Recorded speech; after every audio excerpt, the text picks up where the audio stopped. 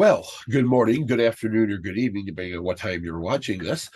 Thanks for joining me today. I'm going to discuss the concepts of Rescue Task Force, give you an awareness as to what Rescue Task Force is, and ultimately how it integrates into the response to active threats and other hostile incidents.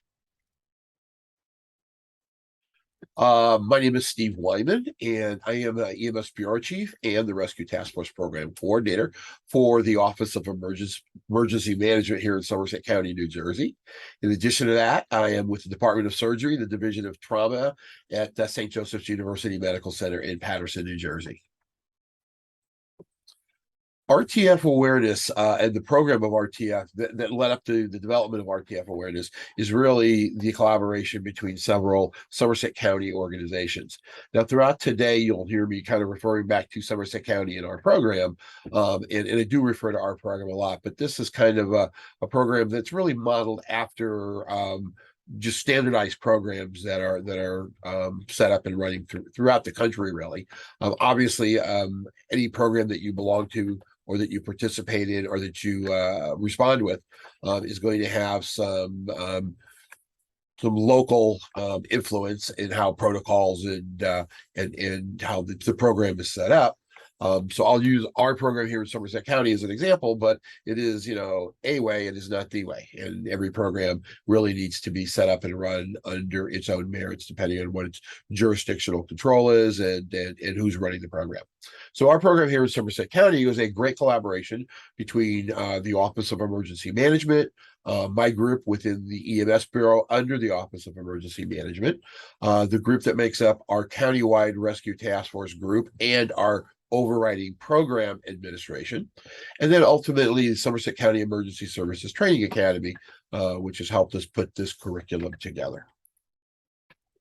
And also a load of special thanks to a number of people. You can't develop a program in isolation, and we certainly did not do that here in Somerset County. The first shout out goes to the Ohio Department of Public Health and the Ohio Office of Emergency Services. A number of years ago, when we developed our program here in Somerset County, we utilized some of the information and some of the constructs that Ohio was using, and we customized them obviously to meet our needs here in Somerset County. And then I went out to our larger group of individuals to assist me with content development and ultimately review the content that makes up a three-part program of education and training here in Somerset County, of which RTF awareness, what you're watching now, is the first part of that curriculum. So thank you to all of these individuals. It represents a cross-section of EMS, law enforcement, fire, and even tactical EMS. We also know that Rescue Task Force, both nationally and really globally, is supported by a number of national and international organizations, which are listed here. And certainly locally, as I would wholeheartedly recommend for anyone who's implementing a Rescue Task Force program, is you need to have stakeholders across the spectrum. And certainly here in Somerset County, we have the great collaboration at the county level of working with our sheriff's office, our prosecutor's office, and again, our Office of Emergency Management, of which without that collaboration, these programs just cannot take off. And I'm also proud to say Somerset County Office of Emergency Management is a recognized educational provider and partner with the Committee on Tactical Emergency Casualty Care. And we do all of our curriculum is designed in accordance with the guidelines for tactical emergency casualty care. So, quick disclaimer, this class is really only an awareness level session. Attendance in this class in no way conveys training as a member of any municipal Rescue Task Force team or program. If you're interested in becoming a member of Rescue Task Force, then you need to contact Rescue Task Force leads in your area. Or if you're looking to establish a program, I wholeheartedly would recommend that you speak with upper tier emergency medical services and or emergency management individuals within your jurisdiction to see what needs to be done in order to get the support and garner the support that you'll need to set off down the path of developing your own Rescue Task Force. All right. Again, I said I want to refer back to Somerset County quite a bit in this talk, and here we go. In Somerset County, when we concepted the program, it's really a series of three basic baseline training modules that all medical operators need to go through. The medical operators that are involved in our program are EMS, EMTs, and non-EMTs, as well as firefighters, some of which are EMTs, some of which are not EMTs. Participation in the program is not held that you have to be an EMT. All of the skills, all of the components that make up RTF, and even the medical components can certainly be done by EMTs and non-EMTs alike. Although all of our rescue task force elements, it's highly recommended that the lead member of a team, if you're deployed, is at least certified at the emergency medical technician level. So RTF awareness, the module that you're sitting in now is the baseline module, which all RTF medical operators go through. We wholeheartedly recommend it for law enforcement to observe as well. And we also put this out there for our EMS agencies that operate within the county so that they have a good understanding as to what RTF is and how RTF integrates, and then how they ultimately may integrate with RTF at the scene of some kind of a hostile incident. This is followed up by RTF Point of Injury Care, which is our hands-on medical course, where we go over the basic medical tenets of Rescue Task Force and work with EMTs and non-EMTs alike as to what types of medical interventions they can anticipate in order to garner them baseline knowledge, a level of confidence, and a baseline level of competence when it comes to using the medical tactics that are comprised in Rescue Task Force. And then last but not least, we have what is called Rescue Task Force Concept of Operation. ConOps, as it's also called, is really that third and final module that medical operators go through. And this is where we actually will sit down and integrate with local and corresponding law enforcement so that we can all come together and understand what RTF is and how we're going to work with one another in the construct of the Rescue Task Force model. This is all basic baseline training. Once these three modules are done, training and drilling needs to be done in order to go ahead and put these principles into actual integration, and for people to understand, particularly for the operators to understand how things are going to be carried out in theory anyway, should their teams be activated. Excuse me. And then we also offer, and I wholeheartedly recommend you offer ongoing RTF training as well. We wholeheartedly recommend municipal drills and exercises that not only involve those municipal RTFs, but also inviting neighboring programs to come in and work. Because at the end of the day, when the S hits the fan, it's not only going to be your municipality that's involved, it's going to be your neighboring municipalities that are going to come in as well. Both FEMA, TEEX, LSU offer some phenomenal basic courses in active shooter incident management and medical response to terrorist bombings and the basics that make up Stop the Bleed. But in addition to that, there's advanced level training that we wholeheartedly recommend. And that's a tactical emergency casualty care course, a 2-day course. That is run twice a year within our county. And then we do an active threat integrated response course, which is a 3-day intense course, which we try to put on once a year in collaboration with Louisiana State University and our NRCBT and their extension, which are contracted through Homeland Security to provide active threat training. And again, at the end of the day, it's an ongoing training opportunity, and it needs to be there. It's not train up one and done. It's train up and continue to train so that, again, you continue to maintain a baseline of knowledge, confidence, and then ultimately competence. It's the skills that you're going to need to use. God forbid you have to step into an active threat environment. The objectives are pretty straightforward. We want you to be able to state the rationale for why EMS, fire, and law enforcement now have to respond differently to active threat and hostile incidents. We want you to be able to discuss the purpose of the Rescue Task Force and why we respond.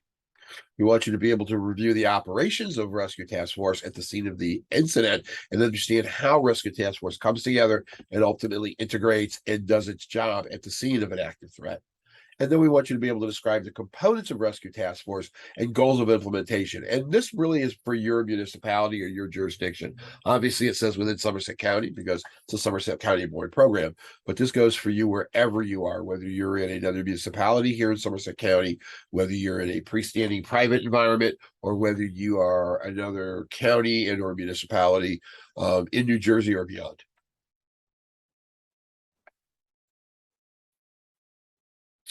So why we are here? Well, we're here because it's not a matter of if it's going to happen. It's a matter of when it's going to happen. We know this time and time again. There is no rhyme and there is no reason to where active threat, hostile incidents are carried out. They occur across the nation. They occur in inner city. They occur in rural America. They occur in large concert venues. They occur in very small community gatherings. Mass shootings, and that's defined typically, depending on how you look at it, is either 4, 5, or 6 or more victims from a single shooting. We're going to use the mass shooting trackers definition here. And what we've seen there is that as of 2021, there were 818 mass casualty shootings throughout the United States. And that's a significant number. That is almost tripled from 2015, so just 7 years ago. And unfortunately, we're on track in 2022 for hitting another record year. As of today, the date I'm recording this, October 21st, there have already been 646 mass shootings in the United States. And these mass shootings are not only occurring, again, in heavily populated areas. They are occurring throughout the country, and they are occurring in pretty large groups. Because I'm situated in the Northeast, particularly in central New Jersey, we are not without being able to see those as well. And we do, fortunately or unfortunately, they're not occurring throughout the communities, but they are occurring in our communities. I mentioned at the beginning of the talk that I work with the trauma program at St. Joseph's in Paterson, New Jersey.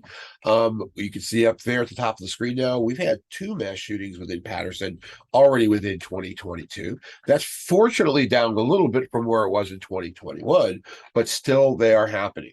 And they are happening throughout your metropolitan areas, throughout your rural communities, throughout your suburban communities. So don't think that because you are sitting in a nice, quiet little bed and breakfast community that it's not going to impact you, because at the end of the day, it's not a matter of if, it's a matter of when it's going to happen. And for us to be prepared and for us to step up and for us to help out and ultimately save some lives if this happens in our community, that's what Rescue Task Force is all about.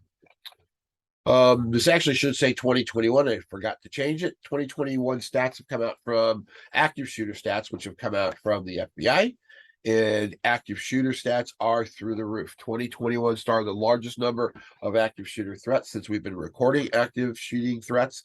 And the term active shooter, and I'm going to use it ubiquitously with active threat, because that's really where the terminology is going. It's not necessarily someone shooting. It could be someone just coming up with a baseball bat and bludgeoning people, or mass stabbings or mass slashings. They're all under the same vein. So active threat incidents are certainly up, and they're up tremendously between 20 and 21. 52% increase in just 1 year. And I'm afraid to say we're going to probably see an equilateral type of a increase between 2021 and 2022. So let's go back a little bit. Let's talk about Rescue Task Force and what it is defined, because a lot of people have a little misnomer as to what Rescue Task Force is. We're not rescuers in the technical rescue realm. So we're not doing extrication. We're not doing rope rescue. We're not doing water rescue. We are doing rescues in medical intervention and extrication of victims from the scene of some level of a hostile incident. Task Force, if you know your NIMS nomenclature, is a mixed resource group. And Rescue Task Force is a mixed resource group. Within the elements of Somerset County Rescue Task Force, you have law enforcement, you have fire, and you have EMS. So that is definitely mixed. Depending on where you are in other counties, or certainly within other states, you may have, in addition to EMTs, you may have paramedics, again, firefighters. You may have law enforcement, which we do. You may have other trained first responders, and you may have nurses and physicians that respond. On our Somerset County team, we have a physician and we have a nurse, myself, that responds as part of our rescue task force. So it is truly a mixed resource group, and having a mixed resource group is great because a mixture of resources really means you are bringing a lot of different views of thought and views of doing things to the table, which ultimately creates for a better integrated response. And that's really what we want. Other terms I'll define: a bystander. We all know what a bystander is. That is a person who's at the scene of an incident when it happens, and they may or may not be willing to help. An immediate responder is somebody who's trained at some basic level of first aid or CPR, or maybe stop the bleed, and they are willing to step up with their limited medical knowledge and do interventions that help save lives. Civilian first care providers, much like an immediate responders, are civilians, bystanders that have some moniker of training below an emergency medical responder level or an EMT level, but still can help out. Obviously, we all know what first responders are between EMS, fire, law enforcement. You may have tactical responders, which might be specially trained groups such as Rescue Task Force or specially trained tactical EMS groups. And then first receivers. And the first receivers are those individuals in the hospital environment. They're the first ones to put their hands on these victims when we bring them to the hospital through EMS or by private means, by private car, by police car, by pickup truck, by horse, depending on where you live. And the first receivers really are the doctors and the nurses and the therapists and the technicians at the hospitals and the trauma centers, not always trauma centers, by the way, but hospitals and trauma centers that are going to be putting their hands on these patients and providing first level or hopefully final level definitive care. And there's other common acronyms that you may hear out there: active violence incidents, AVI, CCTAs, complex coordinated terrorist attacks, hybrid, targeted. We've talked about active shooter, hostile, active threat. That's the big term now. Active threat or active aggressor is another term that's out there. All of these involve active assailants. So these are individuals, whether it's singular or whether it's multiple individuals, that are actively doing one thing, and that is trying to hurt and maim people where they are.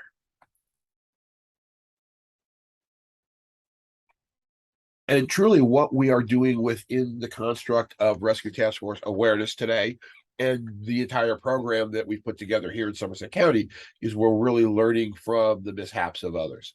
What has happened in other communities has helped to shape where we are today as a Rescue Task Force and where we're going to go tomorrow as we evolve Rescue Task Force. So what is an active shooter? And again, these definitions really change from minute to minute, but the FBI defines an active shooter as an individual actively engaged in killing or attempting to kill people in a confined and or populated area. Okay. So it's a very, very nebulous term, but it is somebody who is trying to shoot people where they are. And it's, trying to shoot people in, trying to shoot fish in a basket, so to speak. So that's what the FBI defines it as. A mass shooting, we've already talked about this a little bit. Shootings that involve 4, 5, 6, depending on your definition, people or more that are injured at one scene or incident. This is a little bit different than an active threat situation because typically these are shootings, one up and done. The assailants have left the scene long before even law enforcement arrives. It's no longer considered to be an active scene from the standpoint of injury going on, as opposed to an active shooter or an active threat environment. These are typically environments that when law enforcement arrives, the shooting is typically still going on, or they have a high reason to suspect that there is still maiming going on, and it becomes more of a hot zone type of a situation. Whereas a mass shooting, for the most part, is more, could be warm zone, but is more cold zone, if you will. Or at least when law enforcement gets there, it starts off more as a warm zone and then it gets taken down to a cold zone to allow EMS intervention. But these mass shootings are happening. And, again, we sit in New Jersey. I sit in New Jersey. I work in Patterson. And, here are 3 snippets, 2 of which are specifically talking about the town that I work in, Patterson, New Jersey, which is a very urbanized environment. It's, I think, the 3rd most densely populated urban area in the United States. 174,000 people crowded into 8 square miles, and it's got an epicenter within 2 areas that are very high prevalence of crime and a high prevalence of penetrating trauma. But again, do you kind of expect it in these areas? Well, certainly it's not a surprise when you have inner city urban shootings. But again, it's not just confined to the inner city. It can be done in the rurals of Texas that we saw not very long ago.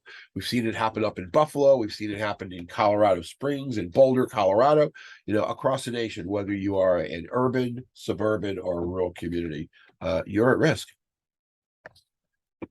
Hostile incident, by definition, is an attack on or against others using force by any civilian, paramilitary, or military force or terrorist, with or without national designation, against the United States or its citizens. So, kind of takes on a little bit more of a political flair there than anything.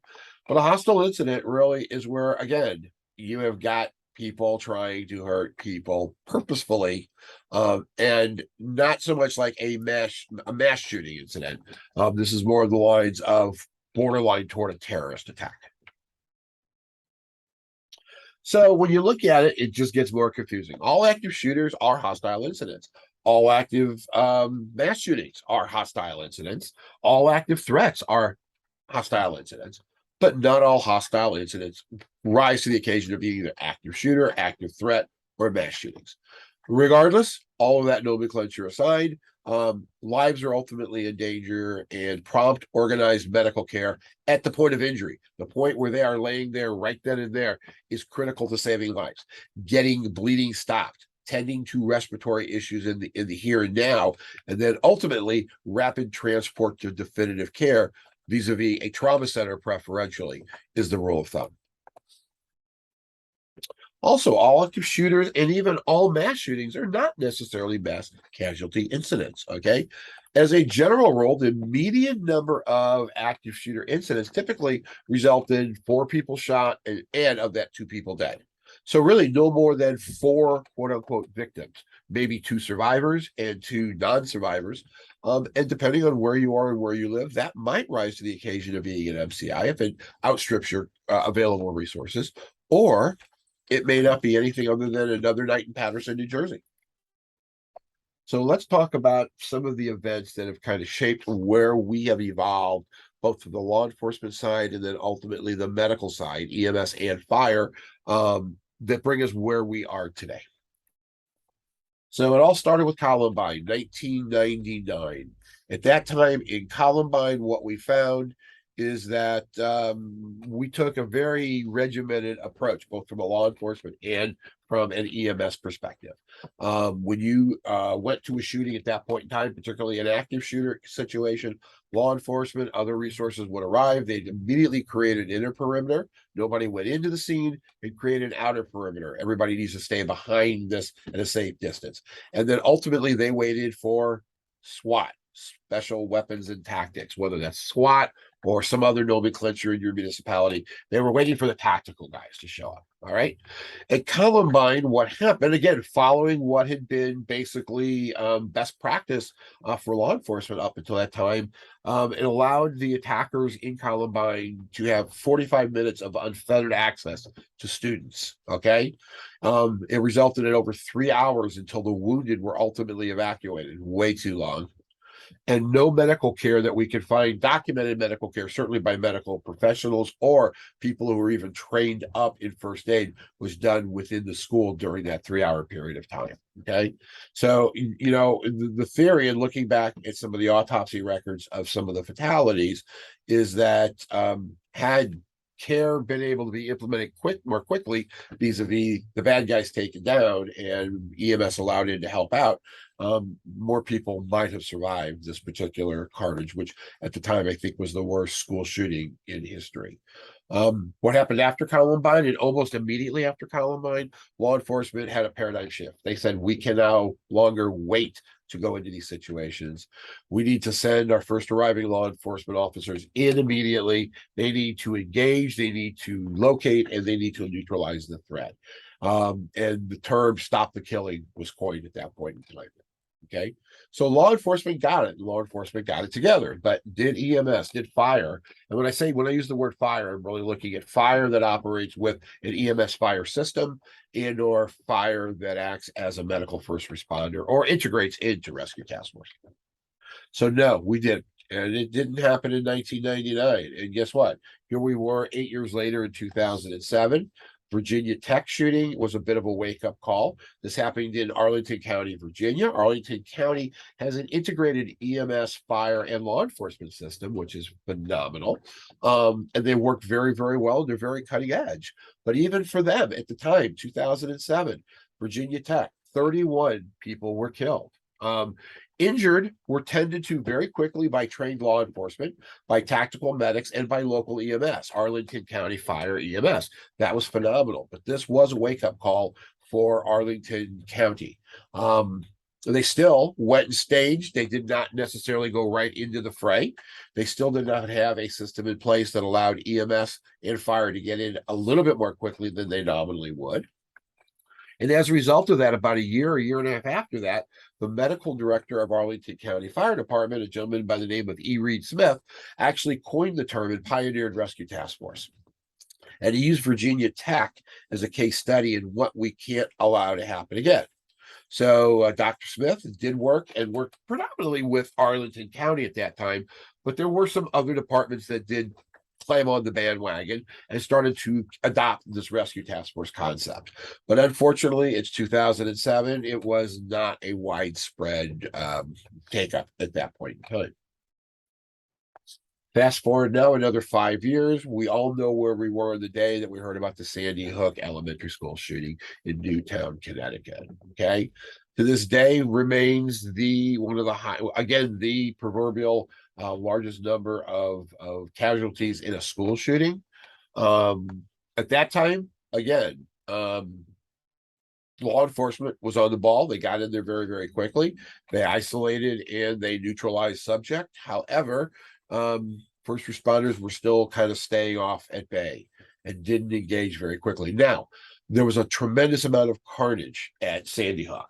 The injuries were egregious in particular and above and beyond some of the other active shooting incidents that had been seen up until this time. But there still is a belief that there could have been some moniker of assistance provided had we have gotten EMS fire into the scene more quickly than they did. And this really resulted in a major paradigm shift. And the paradigm shift was really, we need to stop the bleed. We need to stop the dying. We need to get medical attention. And we don't care who the medical attention is provided by. We've got to have people who are medically trained to go in and help individuals at active shooter, and not only active shooter, but other hostile incident type threats. And you know what? Even in daily life. So that became the Hartford Consensus. The Hartford Consensus was actually the brainchild of Dr. Ledworth Jacobs, who at that time was the state trauma medical director for Connecticut. He convened a panel of phenomenal individuals in early 2013 in Hartford, Connecticut, which is where his base of operation. It's the capital of Connecticut. It's where he's based out of at the at Hartford Hospital. But moreover, he got individuals that represented stakeholder groups from the pre-hospital setting, from the hospital emergency medicine, EMS, trauma surgery. He got the Department of Defense involved because in 2013, we had been fighting wars in Afghanistan and Iraq for about 10 years. So we had a decade of very good battlefield experience on penetrating trauma. He brought in constituents from the federal government. And all in all, probably close to 100 individuals attended a series of 4 meetings that lasted over 3 years. And at the end of the day, the Hartford Consensus was published. And the Hartford Consensus basically said, look, again, keeping in mind this came out of an active shooter or an active threat situation, and it still promulgated that. It said, look, when we have these active incidents, one thing that we know for certain, we have got to suppress the threat. And law enforcement is doing that. They're going in, they're fighting the bad guy, they're neutralizing the bad guy. Almost immediately when that neutralization has been done, we've got to turn our attention to hemorrhage control. We've got to turn our attention to treatment of the survivors. And whether it's law enforcement trained to do this or it is specially trained medical individuals going in, we have to have this done. We have to then very rapidly extricate these victims out of the point of injury, off the X as the term has been coined. And we need to get them ultimately out to an area where they can be tended to and then ultimately transported in a more rapid fashion. He termed these zones the hot zone, where the active threat is occurring, warm zone, where the active threat has been mitigated, but the scene has not been completely made rendered safe, and then the cold zone, which is our traditional, it's safe to move about your business zone. In doing that, they put in a 4-tiered system to see that this happened. First of all, train bystanders to become what they termed immediate responders. Teach them what has now become trade name, the Stop the Bleed movement. Okay. Not only do we need to train immediate responders or bystanders, lay people on this, but we need to train first responders about it. Gone were the days where tourniquets were the last item that you put on somebody who was hemorrhaging from an extremity wound. It now became either direct pressure and then immediate going to a tourniquet, because we know limbs are not going to fall off as a result of a tourniquet going on anymore. We also want to train and deploy rapid deployment, specially trained teams, the rescue task force element, to go in and rapidly tend to, extricate, and then triage out to awaiting ambulances the victims, the survivors of these events. And then we have to train doctors and nurses and technicians who work in the hospital, because guess what? None of us were trained how to do this when we were in nursing school, medical school. This is all new to us, so we have to be trained as equal to our colleagues in the pre-hospital setting. So here we are, 2022, and we are at a point now to where, yes, law enforcement continues to respond and stop the killing. And then now we, as frontline medical professionals and even secondary medical professionals in the hospital setting, we now need to tend to what we need to do to stop bleeding and ultimately stopping the dying by getting patients treated, extricated, and then in a very timely manner, extricated to definitive medical care. This is a map that really kind of shows what the status is of RTF right now by county in New Jersey. Okay, so I'm going to leave it here for just a second. If you're not operating within Somerset County, which we know we have a rescue task force system, you can see almost quickly that all of the red stars, if you will, indicate counties that do have some semblance of a rescue task force mission in place. Where they are with implementing it and how widespread it is really it really varies from county to county. In Somerset County, we have 11 teams, of which 6 are operational out of 21 municipalities. And of those 6 teams, we touch every municipality. So we do have pretty good coverage as we grow our team here in Somerset County. There are other counties that have more widespread teams. There are other counties that go with regional or localized approaches. So it really depends on where you are and who's running the program in your county or in your jurisdiction as to how things are done. But you can see, by and large, with the exception of probably about 3 or 4 municipalities or 3 or 4 counties out of the 21 in New Jersey, Rescue Task Force has certainly taken hold here. So how do we respond? It should be 2022. So how do we respond in 2022? Well, we now respond better than we've ever responded before. Are we there yet? No, not quite, but we'll get there. And we're seeing it from time to time. If you were to go online and look at photos from any of these more active shooter, active hostile incident situations, you're going to see more and more of EMS fire, vested up, helmeted up, ready to go in.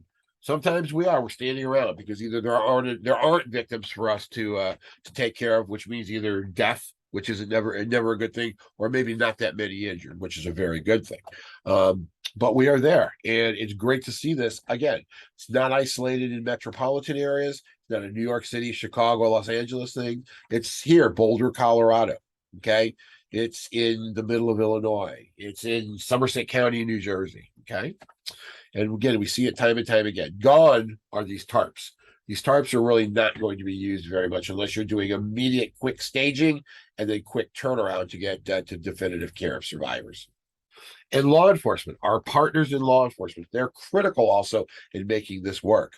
We have been training law enforcement over the last several years to where they are now first responders as well. It's called protector healer, where they are protecting us. And once the bad guy is neutralized, they're actually tending to the bad guy. And that's what's happening here. This was a guy who was terrorizing the federal courthouse in Dallas with an AK-47, fired off close to 1,000 rounds of ammunition. And the cops finally took him down in a parking lot. And as soon as the guy hit the ground and they were able to move his weapon, which you can kind of see behind the leg of the DHS officer to your left, they immediately started rendering medical aid to him. And we see that. You can go on the internet or even YouTube and take a look at video after video, camera video, body cam video of law enforcement where they put the guy down, but then they immediately holster their weapons, render the guy safe, and then they provide medical assistance. And that's what's saving lives. So we're seeing it more and more and more. And swift medical attention is ultimately what is saving lives. It's saving them in downtown Seattle. It's saving them in Aurora, Colorado. It's saving them in Las Vegas, Nevada. And it's saving them in Uvalde, Texas.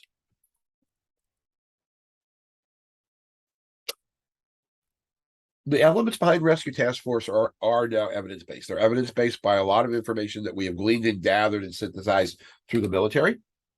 And also in about the 7 or 8 years that we have been practicing stop the bleed and kind of more tactically based interventions in our EMS world, we've actually developed some retrospective studies, some observational studies, and then the ultimate randomized control studies to show that what we're doing is going to make a difference, is making a difference. We've done some of this ourselves here in Somerset County. We published a number of articles related to hostile incidents. Members of our group have gone out and spoke at national meetings about our findings and about our program here. And again, we're hoping to self-propagate what we're doing with other communities and with other states and with other jurisdictions. It is here. It's here to stay. What it will evolve into is anybody's guess. It's evolved substantially since we started it back in 2017 here in Somerset County, and it'll continue to evolve. And evolution is good, so long as evolution is based on data and good solid data. Everything that we know about what we're doing from the tactical standpoint now is really derived from the military.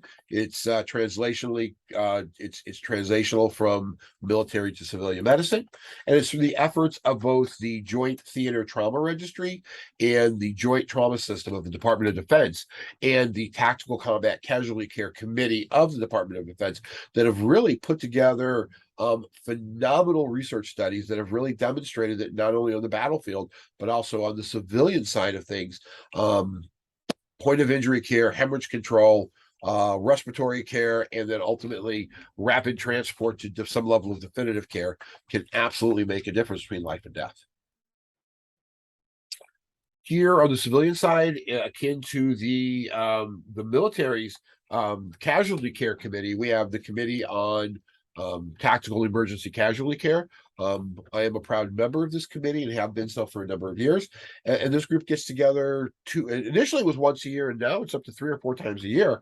And we look at what are the standards for tactical emergency casualty care, and we evolve those standards. And we evolve those standards both in the basic life support realm as well as in the advanced life support realm. So if you've not had an opportunity to take a look at this, go to their website. If you just Google tactical emergency casualty care or committee on tactical emergency casualty care, you'll come to their site and you can download free of charge guidelines, both basic life support and advanced life support guidelines, which are very dynamic breathing documents that change literally probably every 3 or 4 months, which is the way it should be.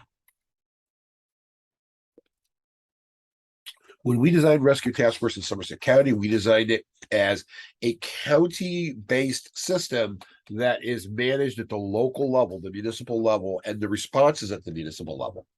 We did that because in order to get people on scene and be able to get hands-on survivors quickly, it's got to be a local response. You can't have people coming across county to assist. It just doesn't work that way. So we designed it to work to meet our needs, and that is a local response that is administered, and the program is administered at the county level. But we have each municipality that participates has a municipal rescue task force leader who's ultimately responsible for operational readiness of their team in their municipality. Within Somerset County, we also had to come to grips with some different terminology. The term TEMS or tactical EMS has typically been a term that's reserved for the EMS element that works with SWAT teams or tactical law enforcement teams. I don't buy into that concept as much. I think Rescue Task Force is actually an element of tactical EMS, but we just haven't been using the terminology as ardently as we should. Regardless of that, Rescue Task Force has very close ties to the TEMS community. Unfortunately, sometimes it's a bit of an adversarial relationship. In Somerset County, I think we've cultivated a pretty decent relationship with our SWAT medics. We work with them nicely on scene, and in many instances, we're working with them on the BLS side in partnership as well, since many of our medics ride community-based BLS agencies. So, but we need to work together, particularly at the scene of a hostile incident where you may have a barricaded subject with multiple individuals, where you're going to have a TEMS unit here in Somerset County. TEMS is associated with our SWAT team. And it's a paramedic only team. It's an ALS based team run by Robert Wood Johnson, and they have to work and they have to integrate with the community based rescue task force elements. And of the limited number of times we've had to do this on scene, from my perspective, it's worked pretty well. Fortunately, we haven't had to lay hands on patients yet, which is a good thing. But we've come close to it, and we've integrated very, very well on scene when need be. All right, so we've kind of already talked about the zones of interaction that we're going to encounter, but I think it's important for us to have them, solidly based in our mind and think about where we're going. So, what used to be the inner perimeter and the outer perimeter are now called the hot zone, and the hot zone by definition is, well, warm zone and then cold zone. The hot zone, by definition, is imminent danger. It's a direct threat environment to anyone who's in it, and it's a law enforcement only zone. Okay, at least acutely within the first 11 minutes or 10 minutes of the incident. That leads itself into a warm zone. This means that danger in the hot zone has been isolated and neutralized. We haven't been able to render safe the entire environment, so there still is a semblance of threat there, but it may be an indirect threat. It is an area where RTF operates. And it's the goal of stopping the bleed, rapid triage, and then evacuation to areas that are safe within the structure that are called casualty collection points. In the casualty collection point, we can do very, very quick medical care that hasn't already been done. We can then do quick triage, and then we establish an AEP or an ambulance exchange point where ambulances will come in. Nobody gets out of the ambulance. The RTFs will carry patients out or walk patients out to the ambulances, put them in, and then ultimately the ambulances may do a little bit of re-triage and additional treatment, but the goal is put people in ambulances, and ambulances leave to go to the hospital. We don't bring people out and put them on tarps where they stand around waiting to be transported anymore. If we've got ambulance capacity, or be very honest with you, if we don't have ambulances and we have police cars and we got cops that are not doing anything, we'll use police cars as makeshift ambulances to get people off the scene into the hospital, becoming very, very commonplace. I urge you, if you don't already know so, look at some of the data that comes out of Philadelphia with police transport of shooting victims there. Point of injury care is really a very simplified version of what we need to do into all of our for basic trauma care. The term March, the acronym March is used. M for care of massive hemorrhage, A, control of the airway, respiratory assessment and assuring of breathing, C, look for circulatory indicators of shock, and then H, look for head injury and prevent hypothermia.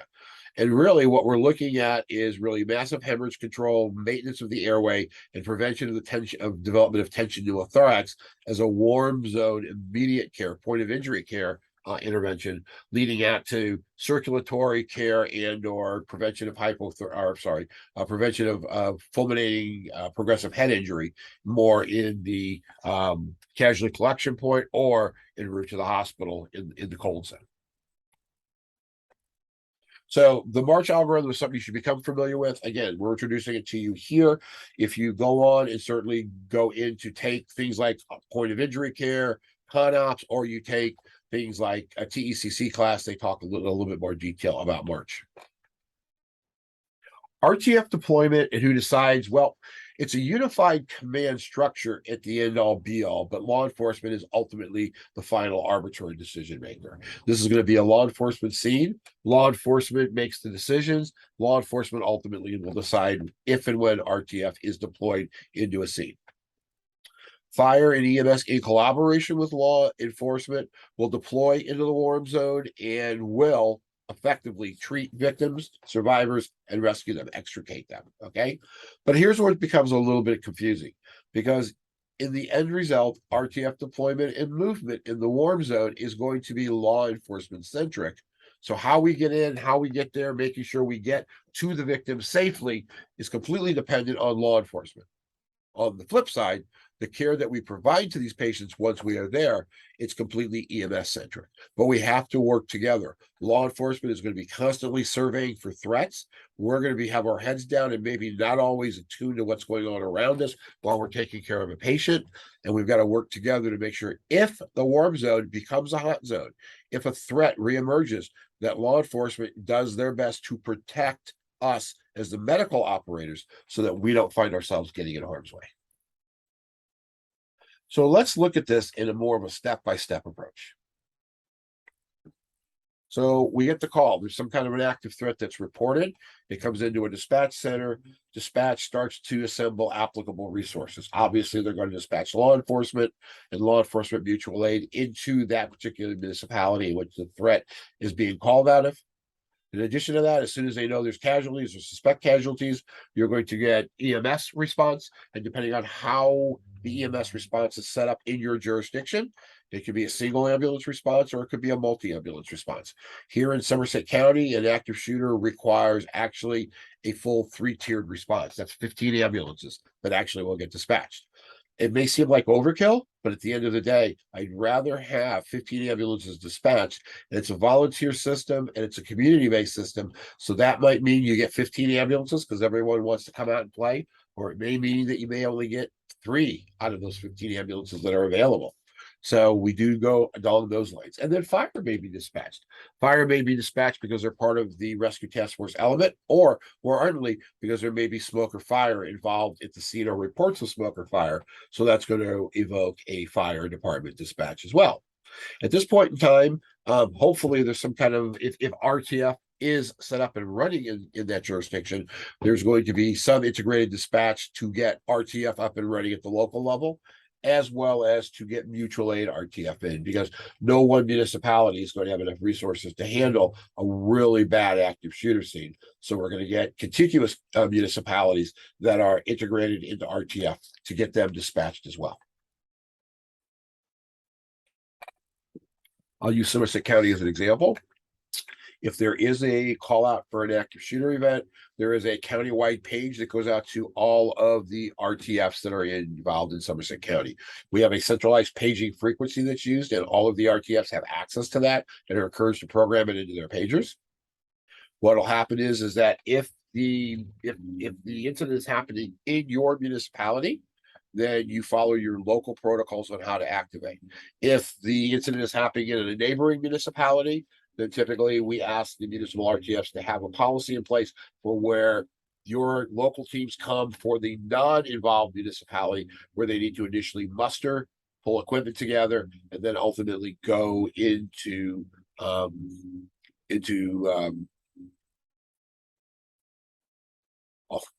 talk about having a brain fart. Sorry about that. Ultimately, proceed into the area where, or proceed toward the municipality in which the event is occurring. Okay. Likewise with that, at the Somerset County level, some of our operators will respond directly into the impacted municipality. We have a team of about 10 individuals, of which 7 of us will respond in to assist the municipal RTF, do nothing more than assist as boots on the ground. And then we have 3 of our members who will then respond to our headquarters at the Emergency Services Training Academy and bring additional equipment into the scene in some of the county OEM pickup trucks. All the RTFs need to muster in their own towns, decide what their response is going to be, and follow the response protocols, which have been set up through the county program. So every municipality should understand what their role is and how they need to respond. The other thing is you're going to have a place to go. So as a general rule, as rescue task force begin to head toward a municipality in which they're going to be providing assistance, they're going to need to muster at a designated incident staging area. If there is no staging area pre-designated, then we actually have default staging areas set up in each municipality where individuals would go and set up and stage until a incident designated staging area is derived. I apologize if you hear lawn equipment in the background. The neighbors decided to cut his yard right now. What we don't want is freelancing or self-dispatching. Okay. If you're not part of the dispatch, which means if you are not the municipality in which the incident is happening with your RTF, or you're not contiguous to, which means your municipality touches that municipality, then you go to your muster point in your municipality by your protocol and you wait further instructions. So a municipality that sits 5 municipalities away from a municipality that's having an incident is not going to automatically send their people in. They're going to muster, they're going to wait, they're going to let county communications know that they're standing by. And then once incident command understands that and calls them to come in, then and only then do they come in. We do know that there's a tremendous amount of freelancing and self-dispatching that happens within the law enforcement ranks. We're not in any position to control that. We are going to control our RTF elements to where you do not respond unless you're contiguous to the municipality or unless you are asked to respond. Law enforcement initially arrives on scene, as we've already talked about. The first couple of arriving officers will team up and form what are called contact teams. The contact teams will then enter and they seek out the shooting. They run toward the sound of gunfire or toward the sound of people screaming. Their goal is to isolate and neutralize the shooter. What they're doing is they're stopping the shooting and ultimately stopping the killing. And they're doing so at very, very high personal risk. The initial officers need to also not forget that they need to establish a incident command system. And this is something that law enforcement is not particularly good at. They understand that. And EMS is not particularly good at it either, but we're certainly a little bit better. But they need to set up an incident command structure. Certainly the first arriving officers are going to be a mobile incident command because they're going to be going in, finding the bad guy, and then radioing back to communications where the bad person is and isn't, and when they've got them immobilized. Generally speaking, by the time the 5th officer shows up, there's what's called the 5th man construct. And that 5th arriving officer stays outside of the building and assumes an initial incident command structure. They start that individual should start communicating with the contact teams that are already in the building, find out where they're at, start listening up for things like the number of casualties that people have seen down, and start ordering additional resources. If Rescue Task Force hasn't automatically been dispatched at this point in time, or EMS hasn't been dispatched, or mutual aid law enforcement hasn't been dispatched, now would be the time to make that happen. And that 5th officer operating in an incident command capacity should make that happen. He's also going to be responsible for directing other law enforcement officers. Let's face it, when cops show up on scene, they're not going to listen to a firefighter or an EMT, right? They're going to only listen to another cop. So you have to have a cop on the outside, and that cop has to be somewhat reticent of the fact that how he or she needs to use her resources. They also need to direct the overall response, at least until other members of the team show up, until EMS, fire, OEM, other officials show up, and then a unified command structure can be put in place. But it's really important that communication be there. We start thinking about tracking the location of the victims, where the bad guy is or isn't, whether the bad guy has been neutralized or not, and start to expand the command structure and continue to order arriving resources, which obviously will include more and more law enforcement, EMS, and fire, depending on the situation. As that unified command evolves, you're going to end up having representatives of EMS, fire, OEM, law enforcement, obviously, and then maybe other stakeholders that then ultimately shape a unified command structure.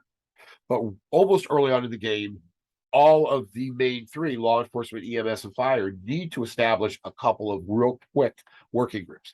A tactical officer needs to be established, a triage officer needs to be established, and then staging and transport officers need to be identified. As you start having more and more resources coming in and more vehicles and more personnel, somebody has got to manage them, and it certainly can't be anybody who's part of the unified command structure. Law enforcement will always remain kind of the supervising lead for the incident command structure, even though it will become a unified command structure. And hopefully it does become a true unified command structure where law enforcement is seeking out counsel of OEM, EMS, and fire on decisions that are not directly pertinent to law enforcement operations. Staging now also becomes a priority because as vehicles start to come on scene, be they police cars, ambulances, fire trucks, private vehicles, they got to go somewhere and they can't clog up thoroughfares getting in and out. We have to have good ingress and egress in order to evacuate the casualties, in order to get staging up in check and balance. So staging has to be done. Setting up a staging area that's far enough away from the incident to where there's no threat, but close enough to where a timely response can be assured is extremely important. Staging is really probably one of the top 3 or 4 priorities that we need to be thinking about when EMS and fire need to be thinking about when they arrive on scene. Certainly long before RTF is even probably called or is on scene. Okay. All responders without any assignments need to be contained to staging. That includes law enforcement as well as fire and EMS. And we know that particularly law enforcement and certainly fire do not like to stand around twiddling their thumbs. So we've got to find some stuff for them to do or make them feel like they are needed. And that should be done in the staging area. You can see staging makes all the difference in the world because obviously, which area would you think has a more efficient staging setup, right? Ingress and egress is done in orderly fashion of where vehicles are staged. All right. Obviously the picture on the right shows a much better situation than what we saw at the Navy Yard shootings in Washington, D.C., which is the picture on the left. All right, so RTF deployment. So now we've got law enforcement on scene, we got fire and EMS on scene. They set up an incident command structure, a staging structure is set up. They're starting to put some of the different elements of incident command in place. As RTF starts to step up, we need to start thinking about how we're going to deploy them. All right. So the RTF medical operators, EMTs, firefighters, non-EMTs need to have their equipment ready to go. They need to vest up, helmet up, hydrate up, and be ready to make entry as soon as law enforcement is ready for them to do so. They have to hydrate, they need to mentally prepare, and they need to make sure they have the appropriate, not only personal protective equipment, but also medical supplies to go into the fray. Is there any standard by which personal protective equipment is assigned? There isn't. In Somerset County, our RTF medical operators are all asked to wear a level 3 ballistic vest, a level 3 ballistic helmet, eye protection of some sort, gloves, have some kind of lighting available, and it's been highly recommended knee pads as well. There are some elements that will put level 4 vests in that'll take rifle rounds. We chose not to do that just from a cost efficiency standpoint, and also because when you put level 4 plates into these vests, they really become extremely difficult to maneuver with. And we've had a lot of people who are like bitching and whining that they wanted level 4 vests. And we put level 4 plates in, and then we ran them around letting them drag people for about 20 minutes. And they really quickly became to understand that the threat of them needing level 4 protection is relatively low, but the need for them to be able to do their job and provide medical care and extricate people is even more important. And it's very difficult to do when you're wearing level 4 vests. So we're not discouraging it. Certainly, if you have the wherewithal to do it and you can make it done comfortably, absolutely go that direction. But certainly for our steps and balances, we use level 3 protection. We do have some level 4 protection that is available on a case-by-case needed if needed. We need to make sure the medical operators are stocked with essential medical supplies, and the medical supplies are really going to be the basics of what they need. We're talking about bleeding control equipment, so we're talking tourniquets, pressure dressings, we're talking about wound packing accoutrement, we're talking about extrication devices. We're not talking about stretchers and scoop stretchers and Stokes baskets, but we're talking about quick litters, mega movers. We're talking about even sheets and blankets that can be used. And from the medical standpoint, in addition to what I've mentioned, chest seals, nasal pharyngeal airways. That's it. Maybe pulse oximetry, but really beyond that, we're not packing for bear. We're going in there to quickly stop bad bleeding, deal with tension pneumothorax or prevention of tension pneumothorax for penetrating torso wounds, and then ultimately extricating them to definitive care. As a general rule, we don't bring extra medical equipment. And as a general rule, most medical elements do not allow the medical operators to carry firearms. Certainly, that's not an issue in the state of New Jersey, since virtually nobody could carry a firearm. But not to get into a political diatribe there, but typically firearms are discouraged for members of the medical team. We'll leave it at that. Medical supplies are pretty simple, as I've already mentioned. Gloves, tourniquets, pressure bandages, hemostatic gauze, plain gauze, chest seals, nasal pharyngeal airways, blankets. Can't have too many blankets, wrapping people up. Scissors, Pulse oximetry, because you can get them now, they're very cheap, they're very small, they can fit almost anywhere. Certainly bring them in. Extrication devices become very, very important. So making sure you have transportable, easy to carry extrication devices like half skeds, mega movers, things like that, and breaching tools, small breaching tools, whether they're small Halligan tools or Hamaltro puts out a very small battery operated cutter. Those things, again, keeping them very small and very lightweight, certainly can be very important tools to have on scene. When the RTF operators get there, they're going to team up. They're going to get ready for entry. We typically in Somerset County mandate a minimum of 2 medical operators per team. We want to make sure they're stocked with the requisite supplies. We want to make sure that one of the medical operators serves as the medical leader for the team, for the entry group. And we are going to assign them typically a call sign. It's usually going to be RTF1 or RTF Alpha. We try to use either an alpha numeric system that's opposed to what police are using. So if they're calling their teams contact Alpha, Bravo, and Charlie, then we're going to call our teams RTF 1, 2, and 3, just so there isn't any miscommunication. What we're going to want to do before the teams go in is we want the medical guys to meet up with the law enforcement guys. Typically, in these incidents, you're not going to be working with your municipal or law enforcement teams. Generally speaking, your municipal guys have probably already gone into the building and are already engaged. You may be working with a law enforcement element that's coming from a neighboring town. You may be working with a group of federal agents who may be coming in. You may be working with a group of county agents through maybe county law enforcement. So you want to do a meet and greet. Basically, the medical leader wants to meet up with the law enforcement leader, give a quick shake of hands. The law enforcement leader does a quick debrief on what's been happening from a tactical standpoint inside the building. And then they're ready to team up and make entry as soon as incident command allows them to do so. Once they're deployed, this is where it also becomes interesting from a radio standpoint. And again, this is what is done typically in theory, and it does work pretty decently. Is the medical team was going to report to the triage officer, who's going to typically be a medically oriented individual, typically an EMT or a medic. Law enforcement is going to respond to the tactical officer. So they're going to be on different frequencies with different radio buds in their ear, listening to different things going on. At the end of the day, it's going to be up to law enforcement to communicate pertinent tactical information to the medical guys. Likewise, anything pertinent from a medical standpoint that needs to be conveyed to law enforcement, it's going to be up to the medical guys to do that. And they need to be talking back and forth. There's not a problem with doing that. This isn't we have to be really, really hush-hush when we're going into the environment, because it's not going to be a quiet environment to begin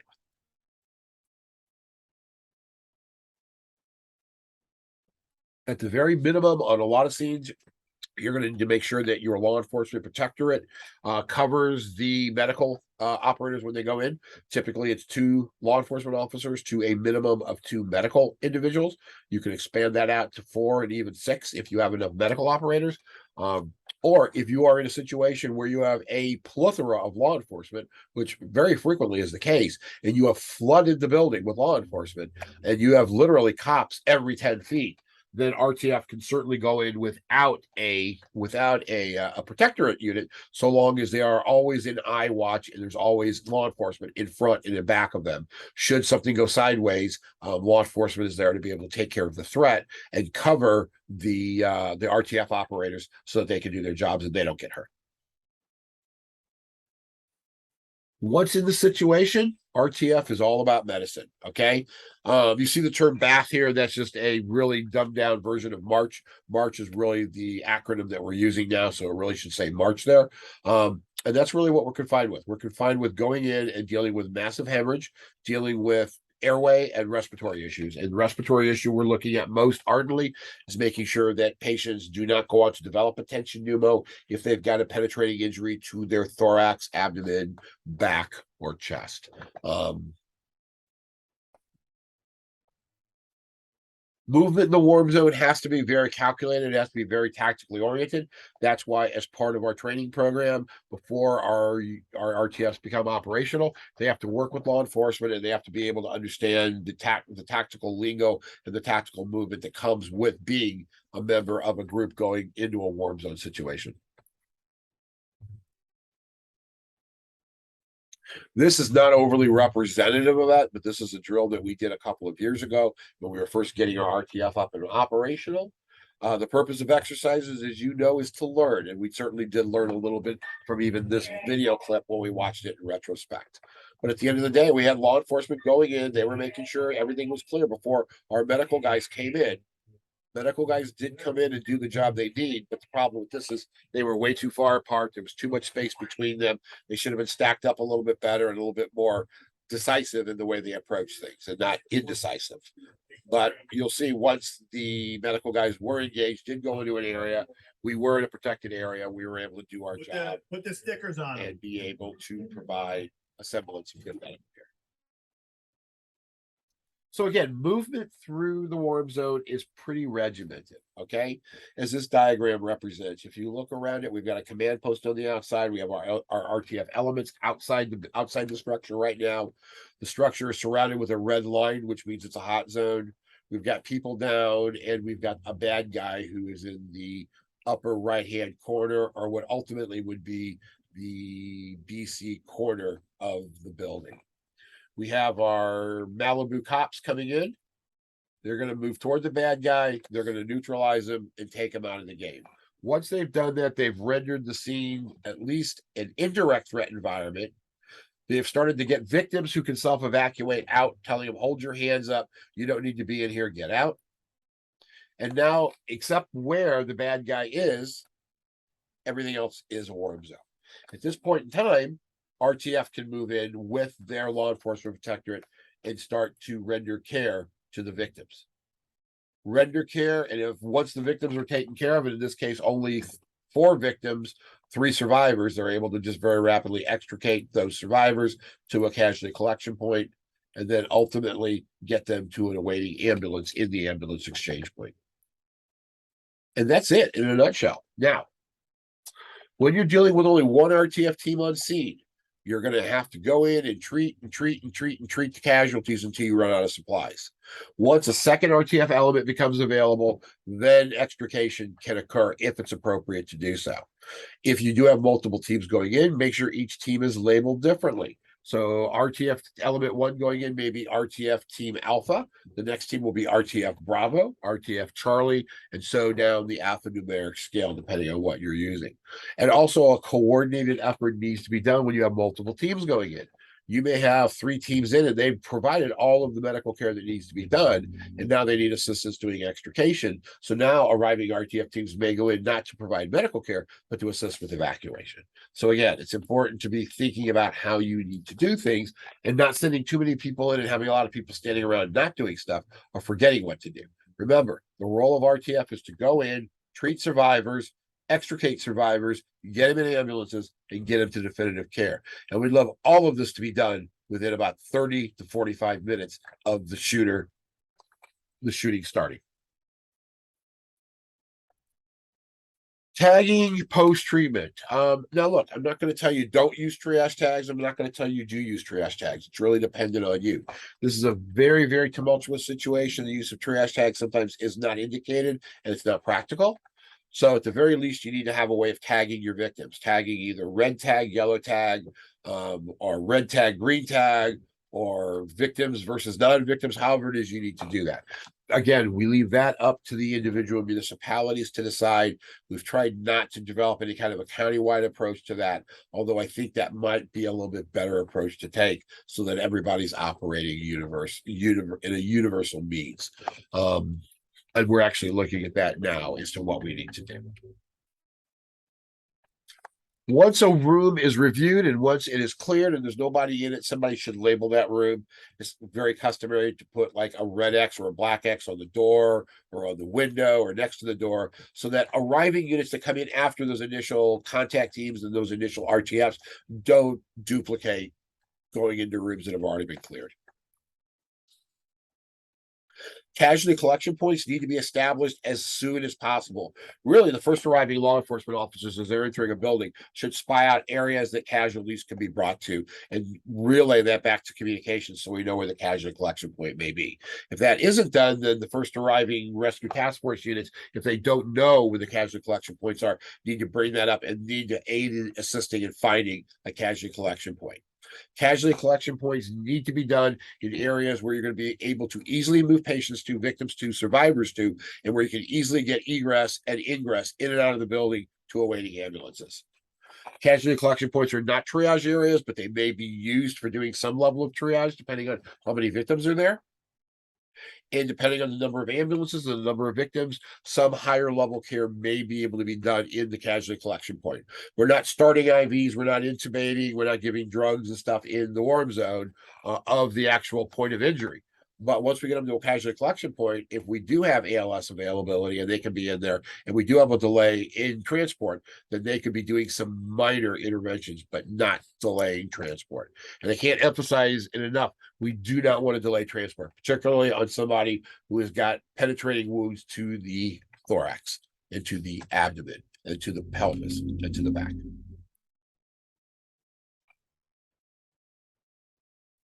As RTFs come in and begin to depart, they're going to start to extricate treated victims into the predetermined casualty collection point. There may be a need for more than one casualty collection point. It depends on the number of victims and the amount of space that's involved in the event. Since the casualty collection point is still part of the warm zone, it needs to be under jurisdictional watch of law enforcement. And there should be designated law enforcement that goes to watch only the casualty collection point. And then victims are going to be initially either extricated to the casualty collection point, or if ambulances are available and we don't have a tremendously large number of victims, they're going to go directly out to these ambulance exchange points, which, by the way, the ambulance exchange point, by virtue of its proximity to the warm zone, is also considered a warm zone environment. So for that reason, when ambulances pull up, the EMTs, the medics, whoever inside the ambulances, stay inside the ambulances, and it's up to law enforcement and rescue task force to bring the survivors out to them and put them in the ambulance and give them a very, very brief misreport as to their condition, what's been done, and then let the ambulance head on its way to the hospital. And that is, in essence, what the ambulance exchange point is. It's an area that's warm zone controlled. It's for rapid exchange, handoff of survivors. And ambulances need to understand they're not just going to get one survivor. They may end up getting up to 3 survivors. It's recommended in active threat integrated response curriculum that 1 red, 1 yellow, and 1 green get put in every ambulance if it's at all possible. If you don't have greens available, you have 2 reds and only 1 ambulance and not another ambulance in sight, then both reds need to go into that ambulance. And if it means 1 EMT takes care of 2 reds, so be it, because we need to get those individuals to the hospital. They are not going to survive likely if we don't. So get them off the X, give them a diesel bolus. And if you don't have a diesel ambulance, give them a petrol bolus and get them to the closest appropriate medical facility. When it comes to getting and extricating victims, use whatever you can. You can carry, you can drag, you can makeshift devices you should carry. We've already talked about them a little bit, but you also can improvise. Okay. Some firefighters are good at carrying a lot of webbing in their pockets. We can use that. In our medical bags and our extrication bags for Somerset County, we have things like mega movers, and we have webbing so that we can use that for doing extrication. But, don't work overly hard. Do whatever you can do to move victims to and from wherever you're going. And if you've got chairs with wheels, use those. If you've got chairs you can pick up while people are sitting, if you need to use blankets, tarps, whatever you have to drag, do so. RTF safety is paramount. Again, we're entering a warm zone, and that warm zone can become a hot zone very quickly. So we need to make sure, once again, there is appropriate law enforcement oversight going with RTFs, either assigned to them directly, or we have flooded the building with so many cops that it is completely safe, even though not rendered completely safe, for RTFs to enter of their own accord. If there is an injury on with a member of an RTF, that entire RTF unit needs to go down, okay? Unless you have enough people to be able to bifurcate and separate into 2 separate RTFs, the RTF goes down. The primary operation now becomes to get the injured person out, and then you can regroup and go back in. Communications, not going to spend a lot of time talking about it, but here's the deal. Communications is integral. Having a good communication plan is important. Having good on-scene communications is important. Having backup communications is important. Because I can tell you, communications is always, always, always a problem at the scene of any kind of mass casualty incident or hostile incident that I've ever been participatory in. And these are good radio systems and everybody has good plans in place, but for whatever reason, the shit hits the fan and they don't work. And I've seen that time and time and time again.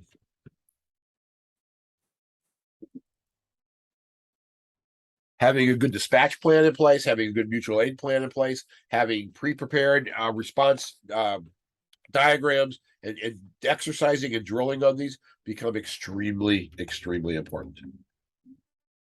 We've already talked about radio IDs and making sure, again, we use more plain language, RTF, contact teams, law enforcement, whatever the case may be. We make sure that we use nomenclature that's going to be understandable and not confusable.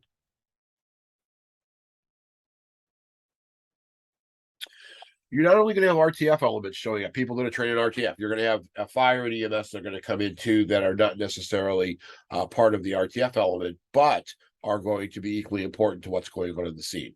So that manpower needs to remain at staging until it's assigned to do non-RTF tasks. But there's a variety of tasks that arriving EMS and fire individuals can do, in addition to the most important outside cold zone intervention, which is transport. EMTs that are receiving patients need to understand that only life-saving hemorrhage control and airway control have been done. Probably not going to be any trash tags. They may have a wristband or an orange or a red band around their arm, or they may have nothing.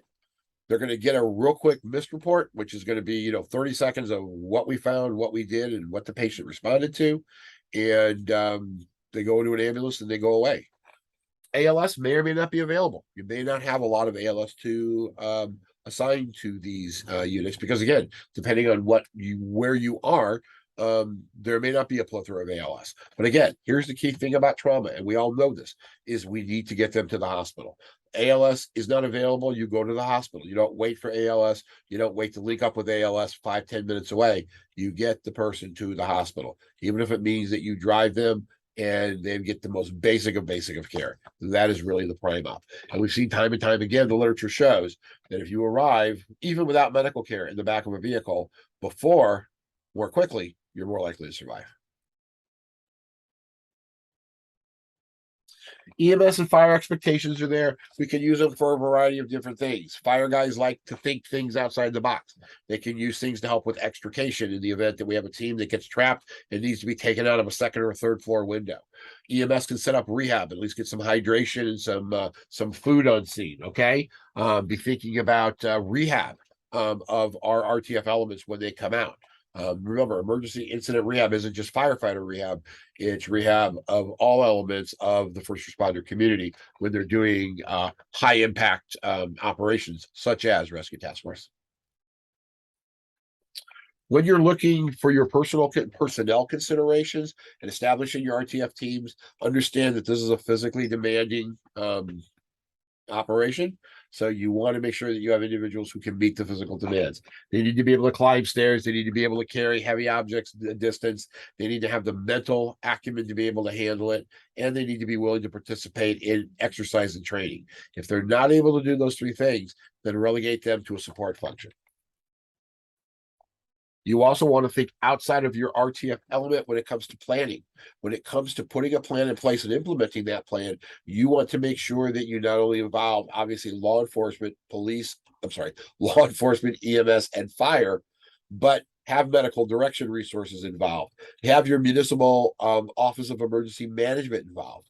Have your local dispatch agencies involved. Okay, you want to have your municipal government people involved. Have an RTF liaison to your township council or your board of directors or your commissioners. You want to pre-plan, and part of the pre-planning is going to be having memorandums of understanding between the agencies that operate together. In Somerset County, in order to participate as a member, as a municipal RTF agency, you have to demonstrate to the county your willingness to work well in the sandbox between law enforcement, fire, and EMS, which means MOUs are required between those agencies, and then a resolution has to be passed by your municipal government that they support the function of RTF. Because there's going to be a financial component that's there too. Bulletproof vests don't grow in trees and they're not $10.99 on eBay. All right.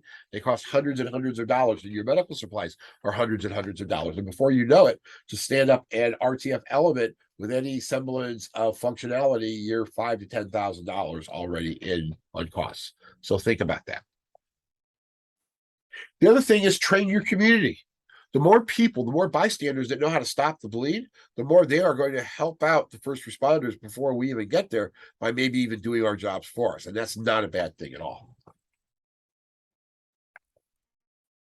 And then there's some after action considerations. So everything has happened. The shit is at the fan. We did our good job. We got everybody treated. We got everybody extricated. We got everybody to definitive care. Nobody died. That's phenomenal. All right.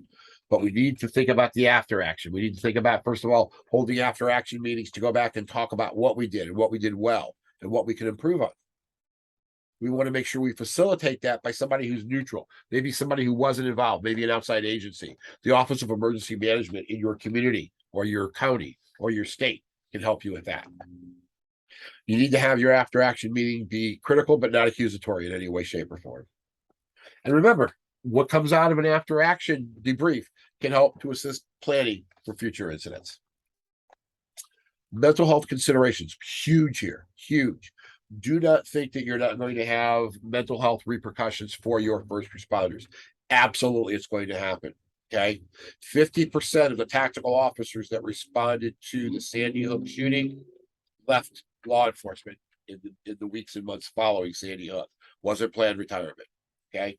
Talk to the individuals down in Coral Springs, Florida, where they had the Marjorie Stoneman High School shooting, the Parkland High School shooting.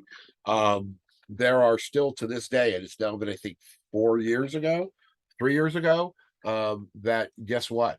That EMS, fire, and law enforcement in particular are still in mental health counseling over what they saw when they went into the building. In Somerset County, we actually have a program that we put on several times a year called Tactical Psychological First Aid and Operational Stress Control. Steve Cremindo, who's out of state mental health, does a phenomenal job of doing a 3-hour awareness level course on what to do and how to deal with the aftermath of what is going to be seen in these incidents and how to get mental health in check and balance, because it needs to be thought about. Don't think you can walk away from going to a bad active shooter situation and not expect that you're going to have post-traumatic stress disorder. It's going to happen. And at the end of the day, no matter how much you plan, no matter how much you train, it's never going to be anything like the real thing. And that's true. So let's put this all together. Here's a nice little video that comes out of Los Angeles that kind of goes to the heart of what we've talked about. It doesn't follow things exactly to the letter of how we do them, but like I said, there is no one way of doing it. There is the way, but not a way. So let's take a look at this, and I think you'll see a lot of what we talked about resonating here. Yeah, go ahead.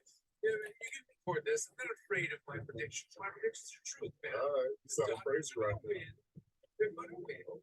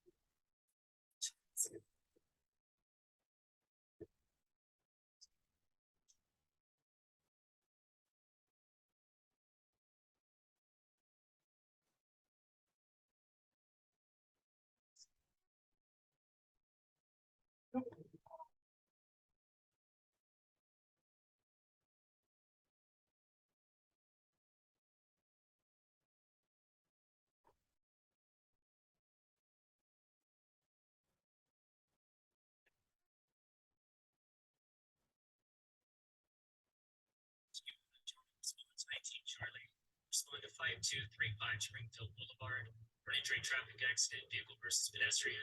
Law enforcement is en route on channel 3. 5235 Springfield Boulevard. And you're going to see the communications evolve as more information comes in.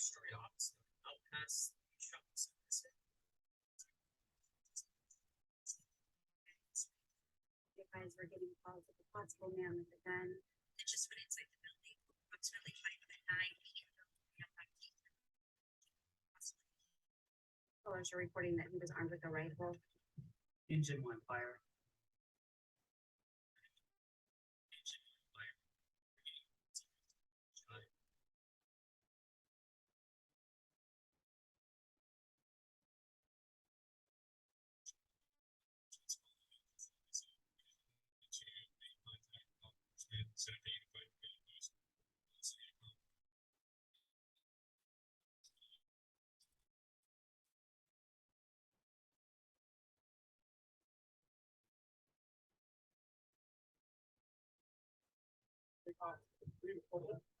I need the NCI back. Protect the CD.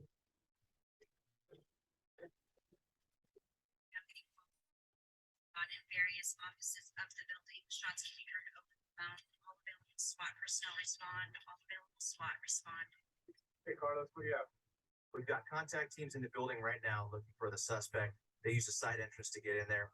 We're taking a secondary look at the truck for any secondary devices, and we'll see if we can't get you guys inside to the victims that are down. We also had a couple of victims that were struck by the suspect vehicle out in front of the location. They've been evacuated. I've got one engine company right now. How many officers can you give me so we can form an RTF? I have 3 officers now. Let's get them together and get them staged. It's perfect. All right, let's establish an RTF staging area over here by the tank. I'll have the 3 officers meet you over there, and then we'll get started. Fire Battalion 3 is on scene, assuming unified command with law enforcement, to be known as Springfield IC. IC Engine 1, law enforcement has reports of one active shooter with multiple patients. Their contact team is going in. We're unified and forming an RTF with force protection. I set a base at Cypress and Hill for apparatus. Engine 1, IC copy. I'll make you Rescue Task Force 1. Let me know when you're formed up. Fire Springfield IC. I concur with Engine 1 size up.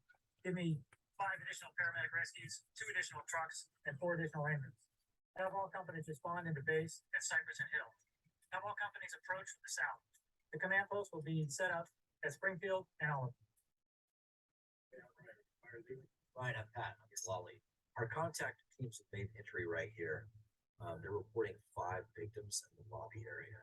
Right now, the shooter's on the 2nd floor on the south side. We're on the north side. What we're gonna do is make entry through this door. My 2 scouts are gonna hold the forward position, and I'll move with your team so we can treat the patients. If at any time that warm zone turns into a hot zone, we'll move forward and address the threat. Once that's secure, then we continue on the building. I'll stay back with you and we'll move together. Copy. All we're gonna do is airway management and hemorrhage control. We'll utilize our triage tape. You guys have any questions? I see RTF 1.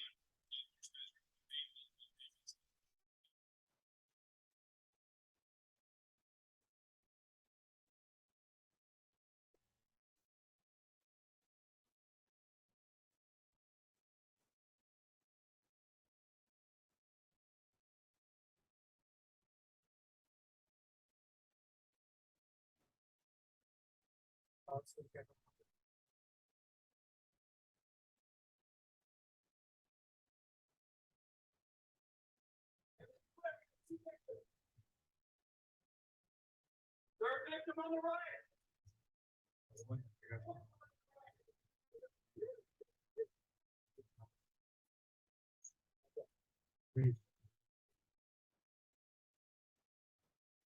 Battalion 2, IC. Come up to the command post. I'm gonna make you rescue group supervisor.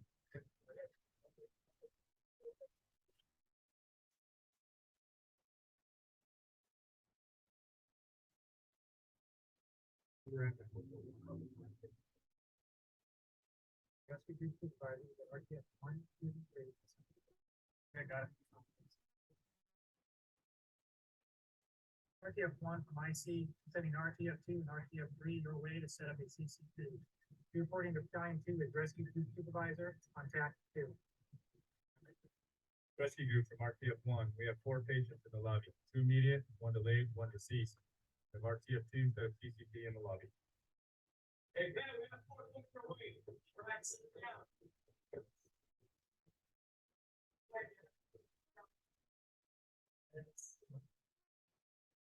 Fire, we're gonna need it. staging area. This one's all clear, no one's in it. Right.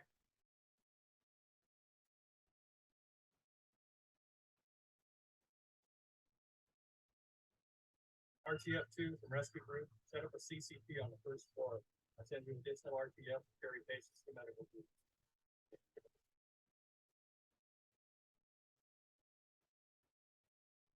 All right, come in, clear, come in. They got to reassess. Rescue Group from RTF1, run out supplies, second floor. We have 2 meters, we'll bring them down to the CCP now. Okay, good legs, okay? Ready?